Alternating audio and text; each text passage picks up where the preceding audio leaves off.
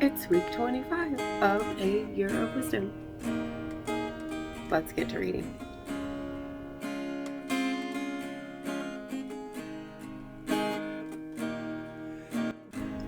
Day 174. Job 32. So these three men ceased answering Job because he was righteous in his own eyes.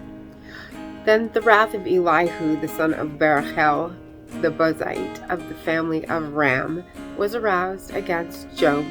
His wrath was aroused because he justified himself rather than God. Also, against his three friends, his wrath was aroused because they had found no answer and yet had condemned Job. Now, because they were years older than he, Elihu had waited to speak to Job. When Elihu saw that there was no answer in the mouth of these three men, his wrath was aroused. So Elihu, the son of Barachel, the Buzite, answered and said, I am young in years, and you are very old. Therefore I was afraid and dared not declare my opinion to you. I said, age should speak, and multitude of years should teach wisdom. But there is a spirit in man, and the breath of the Almighty gives him understanding. Great men are not always wise, nor do the aged always understand justice. Therefore I say, listen to me. I also will declare my opinion. Indeed, I waited for your words. I listened to your reasonings while you searched out what to say. I paid close attention to you.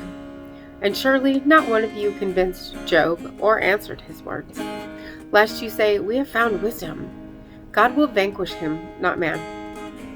Now he has not directed his words against me, so I will not answer him with your words.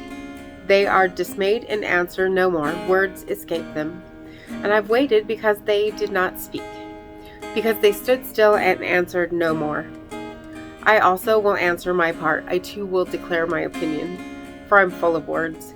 The spirit within me compels me. Indeed, my belly is like wine that has no vent.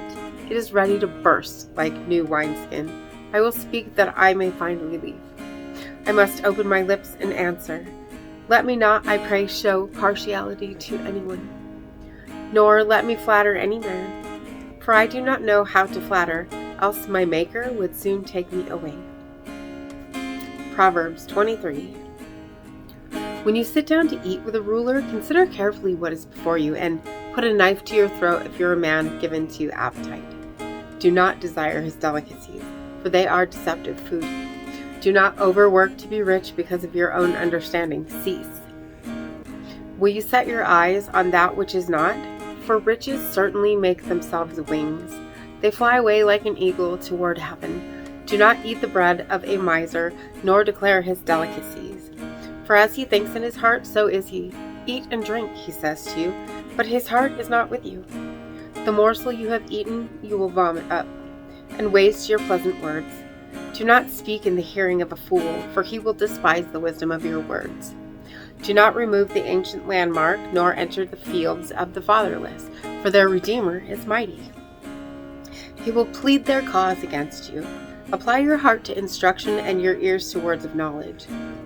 Do not withhold correction from a child, for if you beat him with a rod, he will not die. You shall beat him with a rod, and deliver his soul from hell. My son, if your heart is wise, my heart will rejoice. Indeed, I myself.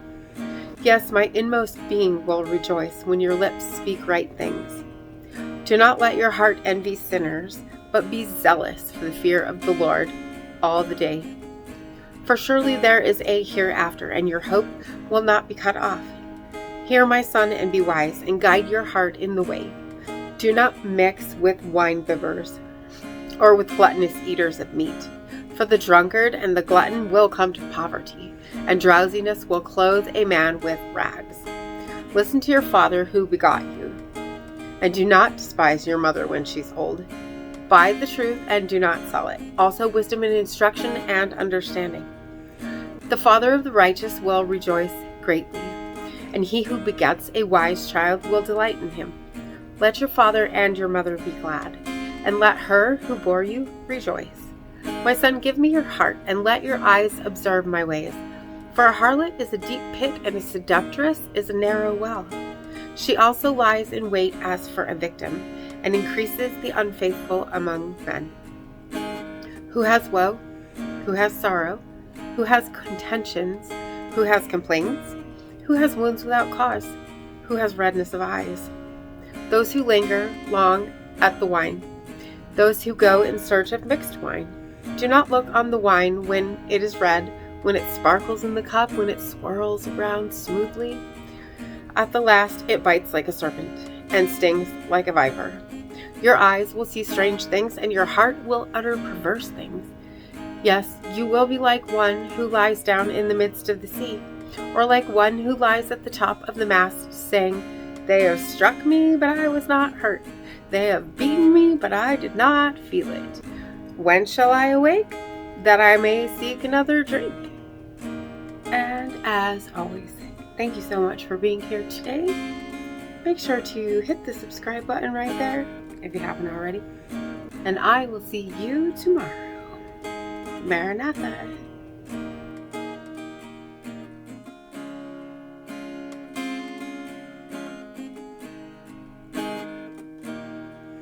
When my head's completely full and my heart is worry-worn, I know without a doubt you'll carry me out of the storm.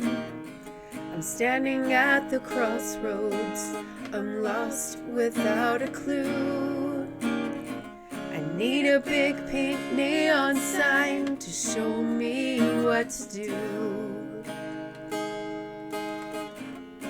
I thank you, Lord, it glorifies you when you're the only answer. I praise you, Lord, for holding what's too much for me. And I'm amazed by you, Lord, because nothing's too big and nothing's too small to lay at your feet.